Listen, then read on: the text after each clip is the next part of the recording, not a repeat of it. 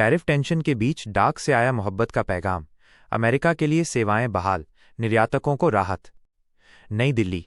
अमेरिकी tariff tension के बीच भारतीय डाक विभाग ने एक बड़ी घोषणा करते हुए 15 अक्टूबर 2025 से अमेरिका के लिए अपनी सभी अंतर्राष्ट्रीय डाक सेवाओं को फिर से शुरू करने का फैसला किया है।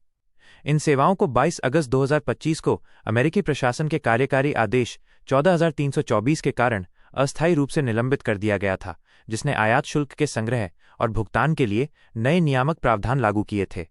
नए नियम और शुल्क दर।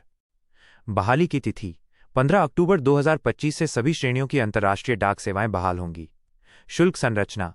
अमेरिकी सीमा शुल्क और सीमा संरक्षण सीबीपी के नए दिशा निर्देशों के तहत भारत से अमेरिका भेजी जाने वाली डाक पर शुल्क दर घोषित सामान मूल्य का 50% तय की गई है। राहत का कारण।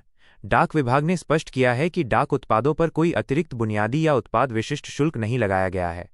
यह शुल्क संरचना कुल लागत बोझ को काफी कम करती है, जिससे डाक के माध्यम से सामान भेजना एमएसएमई, शिल्पकारों, छोटे व्यापारियों और ई-कॉमर्स निर्यातकों के लिए एक किफायती और प्रतिस्पर्धी लॉजिस्टिक विकल्प बन जाता है।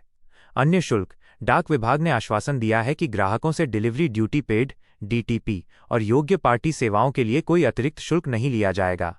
डाक शुल्क भी पहले की तरह ही लागू रहेंगे। निलंबन का कारण।